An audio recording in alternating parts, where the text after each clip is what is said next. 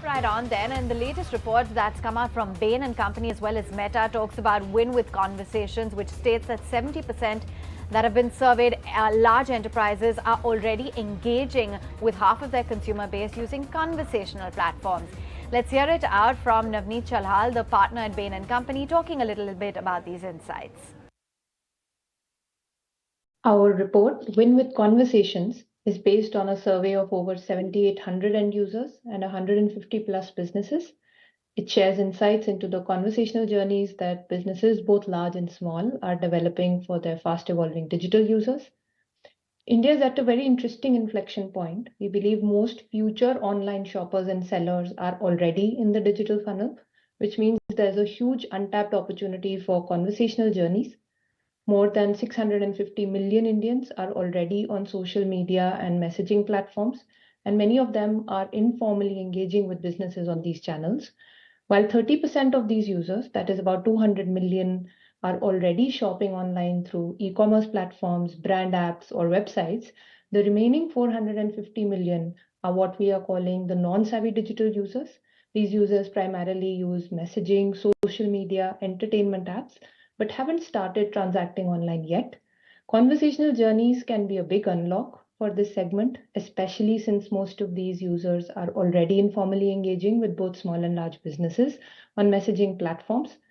Across both savvy and non-savvy digital users, more than 50% of the users we surveyed indicated a very strong preference for conversational journeys over app-driven flows. This is true across all industry verticals, especially for high-frequency use cases. For instance, 70% of surveyed users would prefer to connect with their local grocery store to send a list of items and place an order. 65% spoke about connecting with local restaurants to receive offers, placing orders. 80% of these users would prefer to raise service tickets, manage warranties, or request technician visits or spare part replacements over platforms like WhatsApp. The impact of reimagining customer journeys to be more conversational, we believe, won't be limited to large enterprise only. Large enterprises have already started investing heavily in use cases across the customer journey, but we believe it will also transform the way small businesses engage and interact with customers. Conversational platforms will allow SMBs to address their current pain points, whether that's around discoverability, cataloging, order management, payments, all the way to customer engagement, and this will enable them to rapidly integrate into the digital economy. More than 15 million SMBs in the country are already actively using conversational platforms, so there are signs of early success there already. Now, if we add generative AI to the mix, AI-powered tools have the potential to transform user interactions to be more multimodal, more vernacular, and intuitive, and hence lead to more human-like interactions between businesses and users. We believe this will cause the consumer engagement model to evolve very rapidly to more conversation-centric user journeys being designed by businesses. We expect this phenomena to play out significantly across all sectors, with BFSI, consumer products, and retail leading the charge. This will happen especially as more and more user engagement and commerce use cases get unlocked once businesses start designing journeys that begin on, say, discovery platforms like Instagram, transition users to, say, a WhatsApp flow where they can then browse, interact with businesses, and even integrate payments and post-purchase sales or service support into the same interface. We expect this to bring the 450 million untapped digital users into the shopper mix, which is the big opportunity that we are excited about across the sectors. In fact, my colleague Sumita Karir caught up with Sandhya Devanathan, the VP and MD at Meta India, and she talks about how the company is seeing business messaging as a key growth driver of business in India. Listen in. Right, thank you so much, Sandhya, for taking the time out and chatting with us. I want to first ask you about this report that's come out and that's been done in partnership with Bain and Company as well. So Gen AI-powered conversational commerce is something that is turning out to be the big highlight of this report. Now, AI has been spoken about quite a while now in terms of how it's helping businesses drive operational efficiencies, business efficiencies. But specifically when it comes to businesses, Sandhya, could you give us some color on how are businesses really deploying these AI and Gen AI tools, and what's the kind of growth that we're likely to see in this space? Sumita, thank you so much for having me. I think before I answer your question, I want to just set a little bit of the larger context in terms of what we're seeing.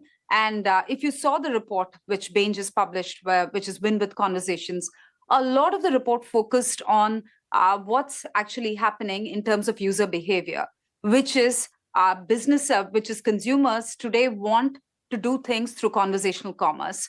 They want to interact with the business real time. They want that interaction to be fast. They want as much information as they can get on their fingertips. And they want that process to be seamless and easy. So conversational commerce, especially with the advent of platforms such as ours with WhatsApp, has become pretty mainstream in terms of how businesses communicate with their users, especially in India.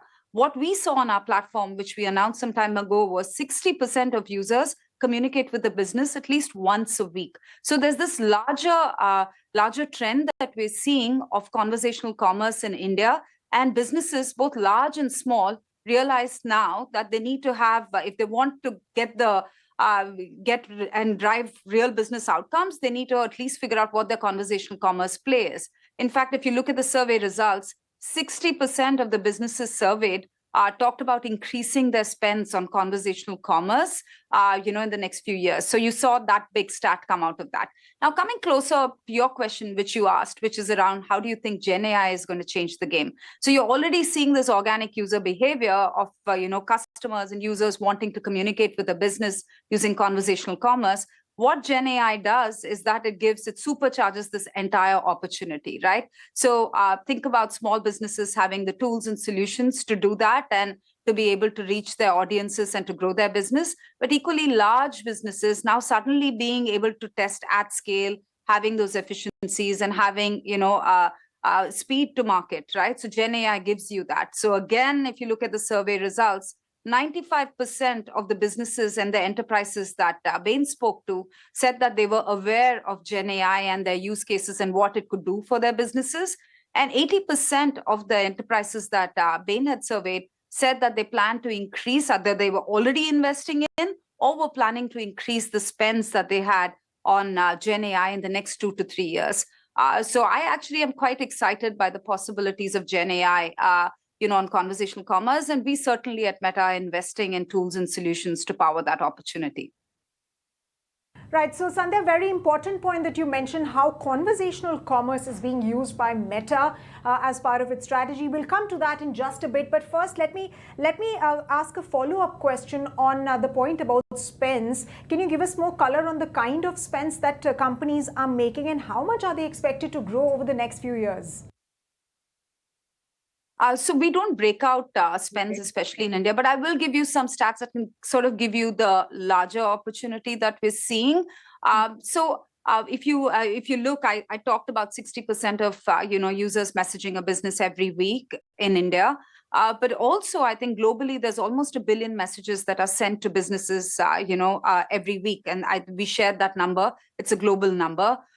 We also talked about paid messaging hitting $1 billion of revenue, and paid messaging is mostly driven by WhatsApp, again, globally. And India is, a large market for Meta and a priority country for Meta when it comes to messaging. So that should give you an idea of, the size of the opportunity. But what we're excited about is the size of the opportunity, the growth, but more importantly, the real impact that it is driving for businesses, both large and small, especially, what we see with the WhatsApp suite of products and the small businesses adopting those tools to reach audiences, to drive business outcomes. That gets us excited about the opportunity ahead of us on conversational commerce.